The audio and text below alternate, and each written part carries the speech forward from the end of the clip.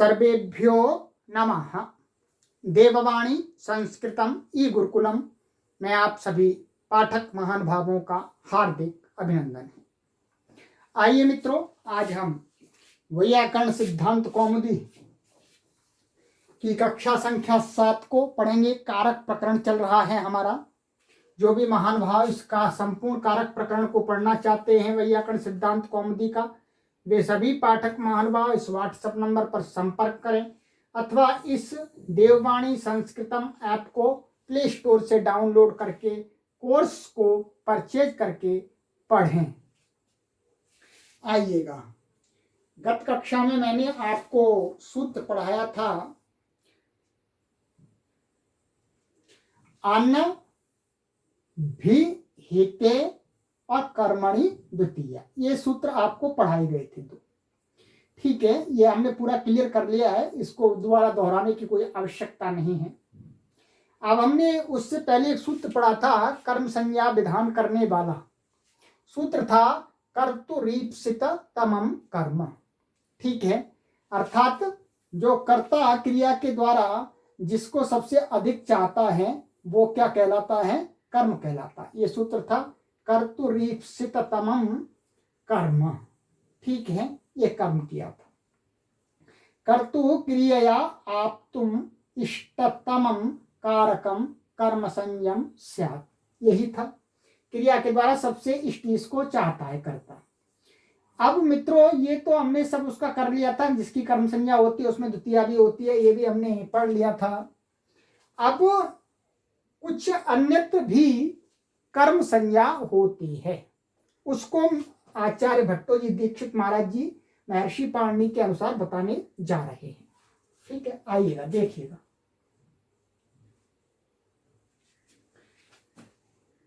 पांच 538 वैयाकरण सिद्धांत कौमुदी की सूत्र संख्या के अनुसार है तथा युक्तम चानीप्सितम। ठीक है, क्या है? तथा युक्तम चानीप्सितम। तो ये यहाँ पर अलग अलग पद है। ठीक है, तथा युक्तम चानीप्सितम इस प्रकार से है। ठीक है, अब इसमें ये तथा ये अव्यय पद है आपका। ठीक है, अव्यय पद है। युक्तम ये प्रथमा विभक्ति एक वचनांत है, और च इसमें जो च है ये भी अव्यय पद है। ठीक है, और फिर बाद में अनीप्सितम क्या है?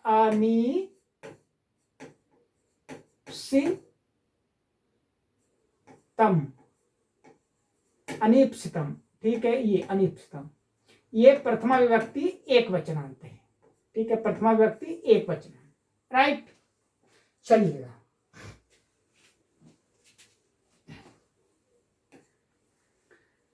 अब देखिएगा, आइएगा, अब हम इसका देखते हैं। इसमें ऊपर से कार्य की अनुवृत्ति आती है और कर्तुरीप्सितमम कर्म से कर्म की अनुवृत्ति आती है। ठीक है, इन दोनों की अनुवृत्ति आती है। अब देखिएगा, इसका अर्थ देखते हैं।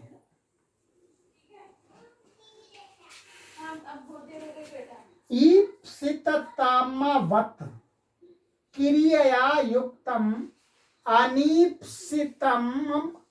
अनीप्सितम अपि कारकम कर्म संयम स्यात्।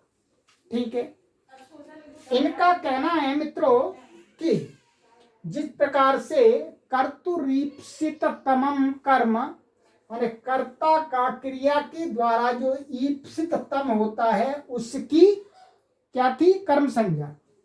तो ईप्सिततमवत् माने जिस प्रकार से कर्ता ईप्सिततम का कर्ता का वाक्य में ईप्सिततम भी होता है, उसी प्रकार से क्रिया से युक्त क्या है? अनीप्सिततम। क्या है? अनीप्सितम, कि जो उसको कर्ता उसको मुख्य रूप से प्राप्त नहीं करना चाहता। ठीक है, नहीं करना चाहता फिर भी वो प्राप्त होता है। ठीक है, क्या प्राप्त होता है? तो उसकी भी अपनी भी उस वाक्य में वो अर्थात क्रिया को संपादन करने में वह भी सहयोग करता है। कर्ता उसको चाहता नहीं है फिर भी करना पड़ता है अथवा कर लेता है वैसे ही, परंतु क्रिया के करने में वो सहायक होता है, क्रिया से वो युक्त होता है।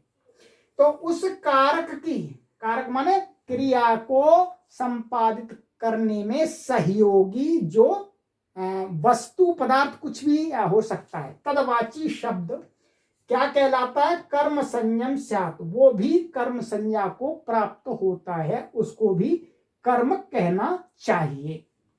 ये देखिएगा, अब उदाहरण में ये बात बिल्कुल समझ में आएगी आपको। एग्जाम्पल दिया मित्रों इन्होंने, ग्रामम गच्छन्स्त्रिणम स्पृशति, ठीक है, ग्रामम गच्छन्स्त्रिणम स्पृशति, संधि तोड़ देंगे, वाक्य होगा आपका ग्रामम गच्छन् तृणम स्पृशति, ठीक है। ये स्पृशति है कि कोई बालक है, ब्रह्मचारी है, तो वो के गांव को जाता हुआ, ग्रामम गच्छन् माने गांव को जाता हुआ, तृणम, तृणम माने रास्ते में घास आदि आती है, घास आदि मिलता है, तो स्पृशति तृणम स्पृशति माने पैरों से तृण को भी छूता चला जाता है।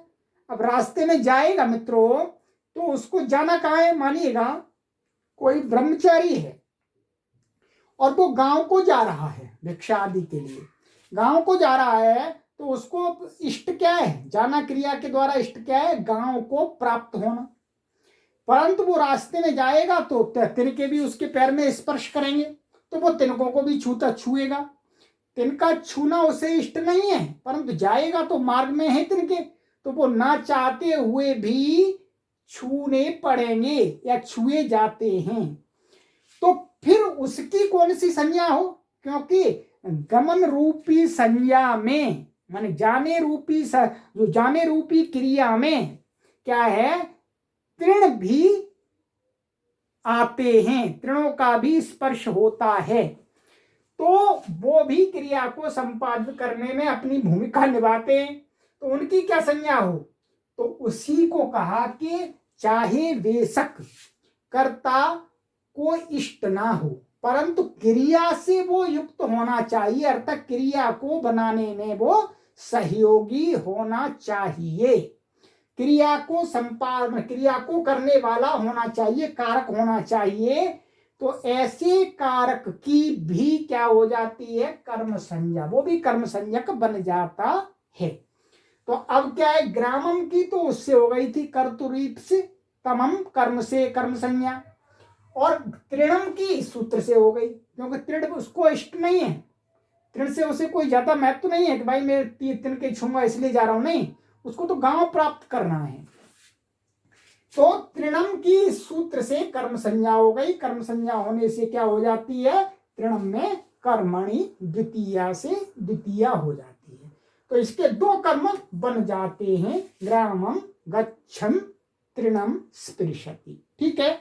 इससे कर्म संज्ञा इस प्रकार की होगी। देखिए दूसरा देखिएगा, विषम भुंक्ते, भाई कोई आदमी है, कोई किसी को विष प्यारा नहीं होता, किसी को विष प्यारा होता है, विषपान किसी को प्यारा नहीं होता, परंतु आदमी कभी बरसात पीना पड़ता है, उसको व्याकुल हो जाता है, कभी टेंशन में चला जाता है, ठीक है, तो कभी गुस्सा आ जाता है, उसको क्रोध आ जाता है, तो वो ना चाहता हुआ भी पीता है, तो कर्तुरीप्सितमं कर्म, अर्थात उसके माध्यम से तो इस ये ईप्सितम नहीं है, ठीक है, ईप्सितम नहीं है। विष को कौन पीना चाहेगा जी? मरना कौन चाहेगा? कोई नहीं मरना चाहता, बोलते हैं लोग, परंतु विषम भुंक्ते, विष को खाता है। तो यहां पर भी क्या है? विष ईप्सित नहीं है, परंतु यहां जो भुंक्ते क्रिया है उसको करने में विष क्या बन रहा है? कारक, माने क्रिया को करने वाला, क्रिया के करने में ये सीधा सीधा संबंध रख रहा है।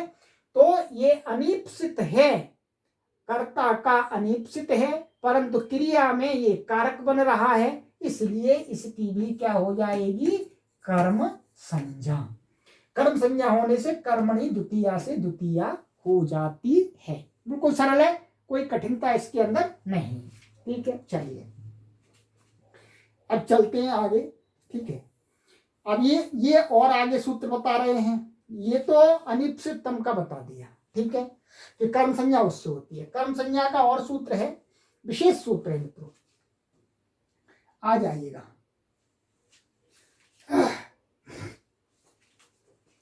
सूत्र संख्या वैयाकरण सिद्धांत कौमुदी 539, अकथितम च, अष्टाध्यायी प्रथम अध्याय के चौथे पाद का 51वां सूत्र है मित्रों, ठीक है।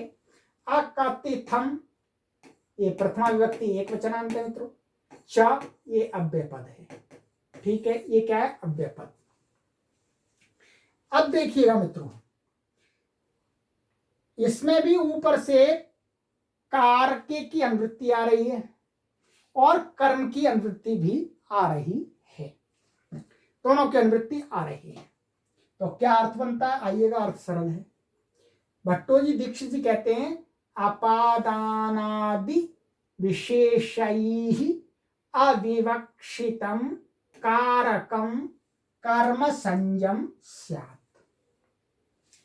अकथितम च, अकथितम माने जो कहा गया नहीं, किसी भी सूत्र से कारक प्रकरण में जिसकी कारक संज्ञा नहीं कही है, कर्म संज्ञा अर्थात वो कोई भी ना, वो अपादान है, ठीक है, ठीक है।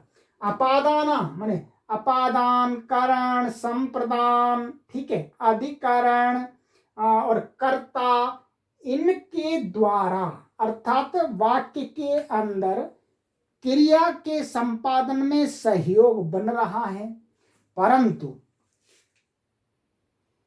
किसी सूत्र के द्वारा उसकी कोई संज्ञा नहीं हो रही है, कारक प्रकरण में अपादान आदि संज्ञा उसकी नहीं प्राप्त हो रही है। तो इस प्रकार के वाक्य में जो शब्द है तो उसकी भी क्या है, अपादानादि विशेषैः माने अपादानादि संज्ञा विशेषों के द्वारा अविवक्षितम न कहा गया, कारक माने क्रिया को बनाने वाला भी क्या हो जाता है, कर्म संयम स्यात्, कर्म संज्ञक हो जाता, उसकी भी कर्म संज्ञा हो जाती है। तो इसका अर्थ हुआ मित्रों कि अपादान आदि संज्ञा जिनकी नहीं कही है उसकी अंतिम शेष में क्या हो जाती है, कर्म संज्ञा, ठीक है। उसका थोड़ा सा यहां पर विवरण दिया है, विवरण दिया है, उनकी गणना कर दी है कि कहां कहां ऐसा हो सकता है या होता है। देखिएगा आगे इन्होंने कुछ धातुएं गिना दी मित्रों, जिनको हम बोलते हैं द्विकर्मक धातु। क्या, द्विकर्मक धातु, एक कर्मता उनका प्रधान होता है, अर्थात प्रधान कर्म माने कर्तरीप्सितमम कर्म, ठीक है, वो कर्म हो जाता है। दूसरा उसकी अपादान आदि संज्ञाएं नहीं कही गई हैं कहीं पर भी, तो दूसरा कर्म वो भी होता है। तो द्विकर्मक कुछ धातु हैं, वो यहाँ पर इन्होंने एक कारिका दी है, ये कारिका बहुत प्रसिद्ध कारिका है, तो इस कारिका को भी पढ़ लेते हैं। इसके अंदर सभी धातुएं वो गिना दी द्विकर्मक, ठीक है। ये क्या है कारिका मित्रों, ये कहते हैं दूहियाच पच दंड रुधि प्रच्छी ची ब्रू शाशु जी मथमुषाम कर्म युक्त स्यादकथितम तथा स्यान्निह्री कृष्वबहाम। ऐसा इन्होंने कारिका श्लोक बना दिया, और इसकी एक महाभाष्य में कारिका है, वो थोड़ा सा और अलग डिफरेंट है, ठीक है। तो अब आ जाइए इसका अर्थ क्या है कारिका का, ये देख लेते हैं इस श्लोक का। इस श्लोक का अर्थ है कि दुहादीनाम द्वादशानाम, माने दुहादी क्या है, 12 धातु है, और तथा उसी प्रकार से नी प्रभृति नाम चतुर्णाम, ठीक है, ये चतुर्णाम माने नी ह्री क्री कृष और वह, ये 4 हैं, 4 धातुओं का कर्मणा यद युज्यते, ठीक है, कर्म के साथ में जो संबंध होता है, तदेव अकथितम कर्म इति परिगणनम कर्तव्यम इत्यर्थः।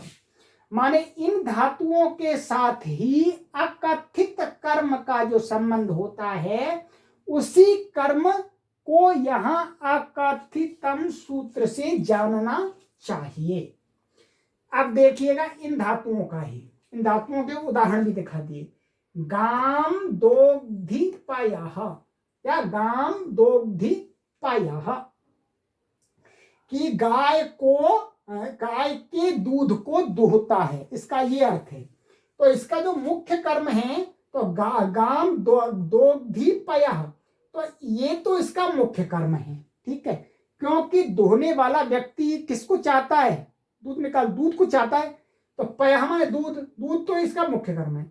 और ये इस धातु का अकथित कर्म है, तो अकथित कर्म की इससे क्या हो जाएगी, कर्म संज्ञा।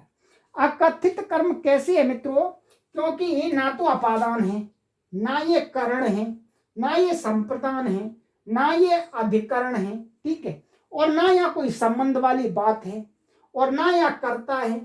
तो अब ये गाम क्या बने, क्या संबंध लगे, इसकी क्या संज्ञा होनी चाहिए, क्योंकि दूध दोहने की क्रिया तभी होगी जब गाय होगी। इस दोहन क्रिया में गाय भी अपनी भूमिका निभा रही है। दोहन क्रिया के संपादन में गाय का पूरा योगदान है, परंतु वो कौन से कारकत्व को प्राप्त हो, ये समस्या आ रही थी, क्योंकि अपादान भी नहीं हो सकता, ठीक है, और ये कारक नहीं हो सकते, क्योंकि ऐसी यहां पर विवक्षा है ही नहीं, ठीक है। कुछ लोग कह सकते हैं कि भाई गाय से दूध को निकाल रहा है, तो ऐसी विवक्षा नहीं है, अपादान की विवक्षा नहीं है। यहाँ पर जो ध्रुवमपाये पादानम वाली बात घटित नहीं हो सकती है, इसलिए इसकी अपादान संज्ञा नहीं है, ठीक है। तो ये गाम की कर्म संज्ञा इस सूत्र से हो जाएगी, क्योंकि अपादानादि संज्ञा से विहित नहीं है। तो गाम इसमें भी द्वितीय हो जाएगी, इसमें भी द्वितीय हो जाएगी, दुकर्मक हो गई। ऐसे बलिम याचते वसुधाम, ठीक है। तो वसुधाम बालिम याचते बहुत प्रसिद्ध उदाहरण है मित्रों ये। तो माने वसुधाम माने पशुओं को धारण करने वाली है, उसको बलि रूप में यह मांगता है, ठीक है भाई। दो तो बलिम याचते वसुधाम। अब आ जाइएगा आगे, इसके और भी उदाहरण देखिएगा, बहुत सुंदर है। अविनीतम विनयम याचते, माने अविनीतम विनयम याचते, माने अविनीत व्यक्ति से विनय की याचना करता है। तंडुलान ओदनम पचती, जो तंडुल माने चावल है उसका भात पकाता है। तो इसमें तो क्या है, अविनीतम, ये हो जाएगा आपका अकथित कर्म, और इसमें तंडुलान हो जाएगा, ठीक है। और गर्गाम शतम दंडयति, माने गर्गों पर 100 रुपए का दंड लगाता है राजा। तो यहां शतम तो ठीक है, ये तो कर्म बन रहा है, पर गर्गान ये हो जाएगा अकथित कर्म। ऐसे ही आगे उदाहरण दिया, व्रजम आवरुणधि गाम, क्या है, व्रजम आवरुणधि गाम, माने व्रजम माने जो बाड़ा होता है, बाड़े में गाय को रोकता है, ठीक है, गाय को रोकता है। तो ये व्रजम, तो व्रजम ये तो हो गया अकथित कर्म, और ये गाय को रोकता है, तो गाय तो ऊपर ही, माने गाय को रोकना उसको इष्ट है, तो ये तो कर्तृत्व से इसकी कर्म संज्ञा हो गई। तो उसकी व्रजम की सूत्र से अकथितम से कर्म संज्ञा हो गई, और कर्म संज्ञा होने से क्या हो गई, द्वितीया, ठीक है, ये द्वितीया हो गई, ये द्वितीया हो गई, राइट। अब आप इसमें हिंदी में ऐसा अर्थ निकलता है कि बाड़े में रोकता है, बाड़े में रोकता, भाई अधिकरण बन रहा है, अधिकरण नहीं है, अधिकरण नहीं है, अधिकरण की यह विवक्षा नहीं है। जो कारक होते हैं वो क्या है, विवक्षाधीना कारका। तो यहाँ अधिकरण तो की विवक्षा नहीं है, यहाँ कर्मत्व की विवक्षा है, इसलिए द्वितीया का प्रयोग हमें दिखता है। अब देखिएगा, माणवकम पंथानम पृच्छति, माने माणवकम माने जो ब्रह्मचारी है, कोई लड़का है, उसको मार्ग को पूछता है। तो पूछना का मुख्य कर्म तो ये पंथानम, और ये माणवकम, ये हो गया अकथितम कर्म, अकथित कर्म, तो इसमें भी द्वितीया हो जाती है। वृक्षम अवचिनोति फलानि, तो इसका अर्थ है वृक्षों से फलों को तोड़ता है, चयन करता है, माने ग्रहण करता है। तो ये फल तो इसका अवचिनोति का मुख्य कर्म हो गया, तो ये वृक्षम हो गया अकथितम कर्म, तो इसकी इससे कर्म संज्ञा हो गई अकथितम च से। और आगे देखिएगा, माणवकम धर्मम ब्रूते, ये सभी वही धातुओं का प्रयोग दिखाया जा रहा है जो श्लोक में दी है। माणवकम धर्मम ब्रूते शास्ति वा, कुछ भी कह सकते, ब्रू अथवा शास्ति, माने माणवक माने ब्रह्मचारी को धर्म को बताते हैं, गुरुजी बताते हैं। तो क्या माणवक धर्म ब्रूते में धर्म को कहते हैं, तो धर्म तो इसका मुख्य कर्म हो गया, और जो माणवक है वो कैसा हो गया, इसका गौण कर्म, ये गौण कर्म हो जाएगा। ठीक है, तो ये शास और ब्रू के साथ में आ गया आपका शतम जयति देवदत्तम, माने देवदत्त से 100 रुपये को जीतता है, इसका ये अर्थ है। तो जयति जी धातु दी थी, तो क्या है, शतम 100 रुपये को जीतता है, किससे, देवदत्त से। तो ये कैसा अकथित कर्म, अकथित कर्म से इसकी कर्म संज्ञा हुई है।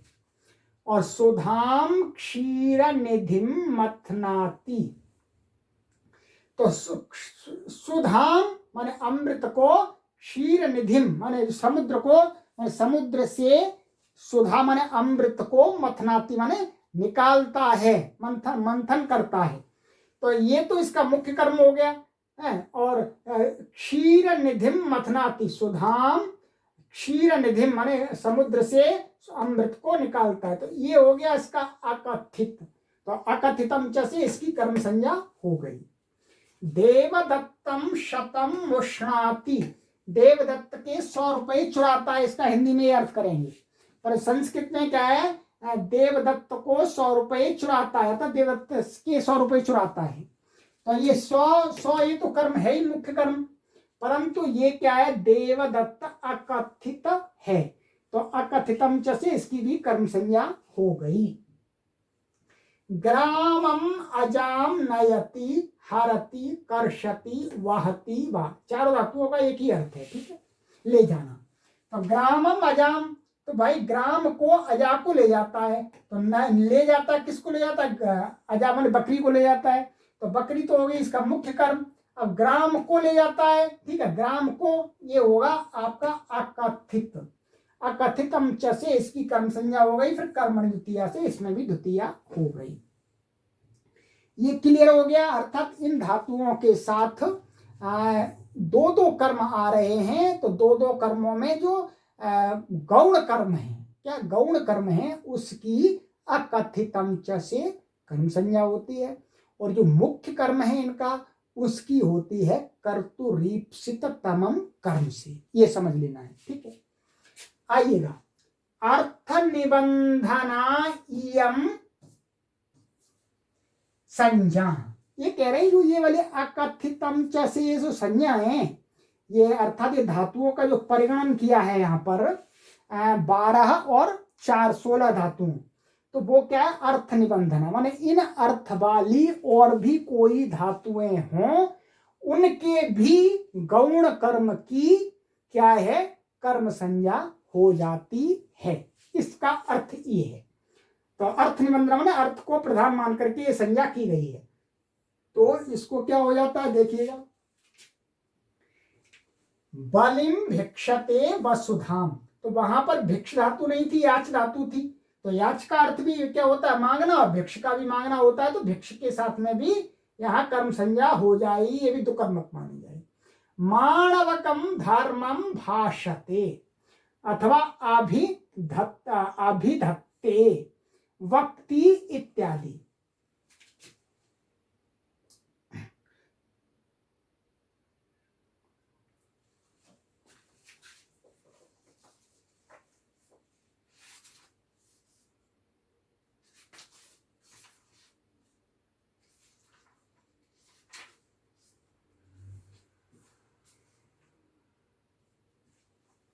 तो अब देखिए भाषते, ये क्या है, ब्रू धातु, वहां ब्रू धातु पड़ी हुई थी, तो ब्रू का भी अर्थ कहना होता है, इनका भी अर्थ कहना, तो इनके साथ में भी क्या है, माणवक की कर्म संज्ञा इस सूत्र से हो जाएगी। ठीक है, ये तो इसका ये हो गया, ये बिल्कुल क्लियर हो गया। अर्थात कुछ धातुएं ही हैं, उनके साथ में दो कर्म होते हैं, तो एक कर्म की जो शेष बच जाता है गौड़ कर्म की, तो गौड़ कर्म की इससे संज्ञा होती है कर्म संज्ञा। अब आगे प्रश्न कर रहे हैं कारकम किम।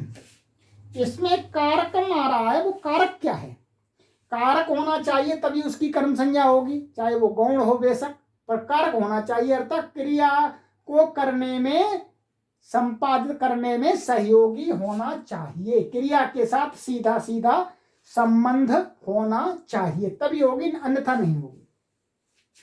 देखिएगा कैसे कहते हैं, कारकम माणवकस्य पितरम पंथानम पृच्छति। यहाँ क्या, कोई व्यक्ति है, वो माणवक माने बालक के पिता को मार्ग पूछता है, तो यहाँ पर ये जो माणवक है ये अकथित तो है, अकथित तो है ये, क्योंकि अपादानादि कारक के अंतर्गत नहीं आता है, अकथित होने से, परंतु ये कारक नहीं है, क्रिया के साथ इसका कोई सीधा सीधा संबंध नहीं है, इसका किसके साथ में, माणवक के पिता के साथ में, तो पिता का संबंध इसके साथ में, इसका संबंध इसका नहीं, इसका क्रिया के साथ कोई सीधा लेना देना नहीं है, इसलिए कारक आया, कारक होना चाहिए, अर्थात क्रिया को संपादित करने में सीधा सीधा संबंध रखने वाला होना चाहिए, तभी होगी। तो यहां माणवक की कारक संज्ञा नहीं होती है, इसलिए षष्ठी शेष से षष्ठी हो जाती है। ठीक है, चलिए, अकर्मक धातु भिर्योगे देशः कालो भावो गंतव्योऽध्वाच कर्म संज्ञक इति वाच्यम। ये वार्तिक है, ये वार्तिक दिया मित्रों। इन्होंने कहा कि ऐसा है कि जो अकर्मक धातुएं हैं, ठीक है, ऐसा और कहना चाहिए कि किनकी और कर्म संज्ञा हो जाती है कि अकर्मक धातु है। अभी तक तो अकथितम का अर्थ था भाई कि कर्म हो, सकर्मक धातुओं की, ये सारी धातु सकर्मक हैं। ठीक है, कह रहे हैं अकर्मक धातु भिर योगे, जो धातुएं अकर्मक हैं उन धातुओं के साथ देशवाची शब्दों का संबंध होने पर, कालवाची शब्दों का संबंध होने पर, अथवा भाव माने क्रिया को कहने वाले शब्दों का संबंध होने पर, और गंतव्य अध्वा माने मार्ग, माने जाने वाले मार्ग को बताने वाला शब्द होना चाहिए, तो उसकी भी कर्म संज्ञा होती है, ऐसा वाच्यम माने कहा जाना चाहिए। इनके उदाहरण देते हैं, ये वार्तिक है। ठीक है, जैसे कुरून स्वपिति, कुरून स्वपिति का अर्थ है कि देश, कुरु शब्द माने जहां पर कुरु लोग रहते हैं, कौरव लोग रहते हैं, तो कुरु देश अर्थात कुरुक्षेत्र, तो कुरुक्षेत्र में स्वपिति माने सोता है, तो ये कुरु शब्द कैसा है, देशवाची है। ठीक है, और स्वपिति धातु कैसी है, अकर्मक, स्वप धातु कैसी है, अकर्मक। तो इसके साथ में जो हिंदी में इसका अर्थ निकलेगा कि कुरु देश में सोता है, परंतु सप्तमी नहीं हो सकती, यहाँ पर सप्तमी नहीं है, क्या है, द्वितीया है। कुरून स्वपिति माने, कुरून माने ये क्या है, एक देश को कहने पर भी ये बहुवचनांत है, नित्य बहुवचनांत शब्द है। जब ये देश को कहेगा तो ये नित्य बहुवचनांत ही है। तो कुरून माने कुरु देश में सोता है। तो अब यहाँ पर क्या प्राप्त हो रही थी, वास्तव में देखेंगे तो अधिकरण प्राप्त हो रहा था, तो उसको भी हटा दिया, नहीं अधिकरण नहीं होगा, इसकी भी कर्म संज्ञा होगी। कर्म संज्ञा होने से कौन सी विभक्ति हुई, द्वितीया। ऐसी देखिएगा, ये देश का उदाहरण हो गया, काल का लीजिएगा, मासम आस्ते, और मासम आस्ते माने मास भर रहता है, इसका अर्थ है। तो मास शब्द कैसा है, कालवाची है। ठीक है, और आस्ते धातु कैसी है, अकर्मक है, तो मासम में भी इसकी कर्म संज्ञा हो गई, कर्म संज्ञा होने से क्या हुई, द्वितीया हो गई। ठीक है, बिल्कुल सरल है, इसमें कोई कठिनाई नहीं होनी चाहिए। और देखिएगा, गोदोहम आस्ते, ये इसका है भाव का।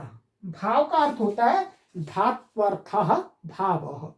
क्या, इसको याद कर लीजिएगा, धात्वर्थः धात्वर्थो भावः।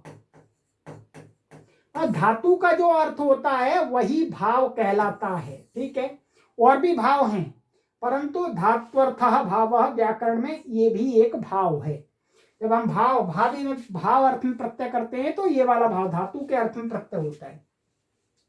तो यहां पर जो ये भाव है इसका अर्थ है कि जो क्रिया जिस काल में होती है उस काल को भी क्या है, उस क्रिया के क्रियावाची शब्द से ही कहा जाता है। जैसे ये है गोदोहम। गोदोहम का अर्थ होता है मित्रों, गोदोह माने दोह, माने दोहनम दोहः, माने दोहने का दोहना, दोह का अर्थ क्या, दोहना। और किसका दोहना, गाय का दोहना। तो गाय का दोहना क्या हुआ, गोदोह। ठीक है, गोदोह। और गोदोह का, हम गोदोह का गो को दोहना, इससे क्या कहना चाह रहे हैं यहां पर कहना चाह रहे हैं मित्रों कि गोदोहा का अर्थ है गो के दुहने का समय, जिस समय में गाय दुही जाती है उस समय। अब एक शंका हो सकती है कि वो जो गो दुहने का समय, जब आप समय कोई कह रहे हैं तो काल से ही काम चल जाएगा, काल से चल जाएगा, जैसे मां समाजते। ठीक है, तो इसका जो समाधान आचार्यों ने दिया, कहा कि नहीं भाई, यहां पर ये जो वार्तिक है, यहां पर काल का अर्थ है जो दिन रात मिलकर के बने हुए मास, वर्ष और ऋतु और पक्ष, इनका ही ग्रहण है। दिन केवल दिन के किसी एक समय किसी भी भाग का नहीं है, वहां निश्चित बता दिया गया है कि इनका ग्रहण है। इसलिए गोदोहन काल, जो गो दोहने के काल का, इस काल से ग्रहण नहीं हो सकता था। तो इसलिए यह भाव पढ़ दिया। भाव पढ़ने से भाव से रिलेटेड क्रिया जिस काल में होती है उसको कहने के लिए क्रिया से कहा जाता है। तो गोदोहम आस्ते माने गोदोहन काल में यहां रहता है, माने उपस्थित रहता है। अर्थात जब गौ दोहती है तब तो दूध पीने के लिए आ जाता, दूध लेने के लिए, वैसे दिखता नहीं कहीं भी। ठीक है, अथवा ऐसा कह सकते हैं गोदोहन काल में गाय बैठती है, माने वहां गाय बैठ जाती है तो दोहन काल में फिर उसको उठाना पड़ता है। तो यहां गोदोहन का माने गोदोहन क्रिया का जो समय होता है, गोदोहन काल कब होता है, प्रातः काल होता है और सायकाल। ठीक है, तो उस समय को कहा जा रहा है। तो इसकी भी क्या हो गई, कर्म संज्ञा तो द्वितीय हो गई। ऐसे ही अब अंतिम रहे गंतव्यो अध्वा।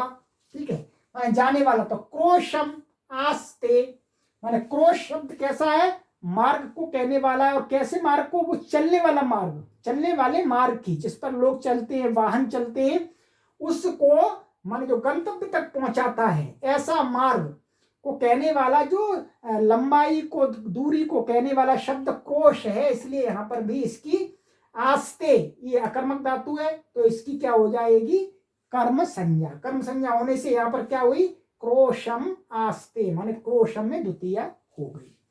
ठीक है मित्रों, तो ये अकथितम च सूत्र आपका मैंने एकदम पूरा सरल ढंग से समझा दिया। इसमें कोई भी चीज नहीं बची आपके लिए। जहां कहीं शंका उठानी है मैंने अपनी तरफ से उठाई है। ठीक है, ये वार्तिक भी मैंने आपको क्लियर कर दिया। ठीक है, अकर्मक धातुओं के साथ में ये भी बता दिया। और ये जो संज्ञा की गई है इस श्लोक में धातुओं की, वो कैसी है, अर्थ निबंधना, अर्थात इन अर्थों की दूसरी धातुओं के साथ में भी अकथित की कर्म संज्ञा हो जाएगी, उसके भी एग्जाम्पल दे दिए। ठीक है, और जो अकथित किससे अकथित कहते हैं, अपादानादि, अकथितम माने अपादान और करण और कर्ता और संप्रदान और अधिकरण, इन 5 से जो नहीं कहा गया है, परंतु कारक होना चाहिए। कारक माने क्रिया से सीधा सीधा संबंध रखने वाला होना चाहिए, तब उसकी क्या हो जाएगी, कर्म संज्ञा हो जाएगी। तो ठीक है मित्रों, आपको हमने इस कक्षा में ये सूत्र पढ़ा दिया, अकथितम च, और आपका ये तथा युक्तम च अनीप्सितम, अर्थात जो इष्ट नहीं होता है परंतु क्रिया के जब क्रिया संपादित होती है तो उसका भी सीधा सीधा क्रिया से संबंध होता है, तो उसकी भी कर्म संज्ञा हो जाती है। ठीक है, चलिएगा। तो इसमें कुछ भी विशेष नहीं है। अब आगे की कक्षा में हम आपको पढ़ाएंगे, वो भी बहुत विशेष सूत्र है आपका, गति बुद्धि प्रत्यवसानार्थ। ये देखिएगा, बहुत सुंदर सुंदर सूत्र आ रहे मित्रों। बताइएगा, जब आप इनको पढ़ लेंगे सभी कक्षाओं को, तो आपके लिए यूजीसी नेट जेआरएफ कुछ भी नहीं रहेगा। आप एक टॉप लेवल के पढ़ाने वाले अध्यापक भी बन जाएंगे। अब पढ़ेंगे गति बुद्धि प्रत्यवसानार्थ शब्द कर्मा कर्म काणामणि कर्ता स अणु, इसको आगे की कक्षा में पढ़ेंगे। चलिए मित्रों, जो भी महानुभाव इस संपूर्ण कारक प्रकरण को पढ़ना चाहते हैं, संपूर्ण वैयाकरण सिद्धांत कौमुदी का जितना भी कारक है, इससे अधिक है ही नहीं कारक, क्योंकि ये प्रौढ़ ग्रंथ है, तो मित्रों वे सभी इस ऐप पर कोर्स को खरीद करके पढ़ सकते हैं और इस व्हाट्सएप पर संपर्क करके अधिक जानकारी ले सकते हैं। कोई भी आपके डाउट्स होंगे वो आपके इस व्हाट्सएप नंबर से क्लियर किए जाएंगे। अस्तु, अब इस कक्षा को यहीं विराम देते हैं। सर्वेभ्यो नमः।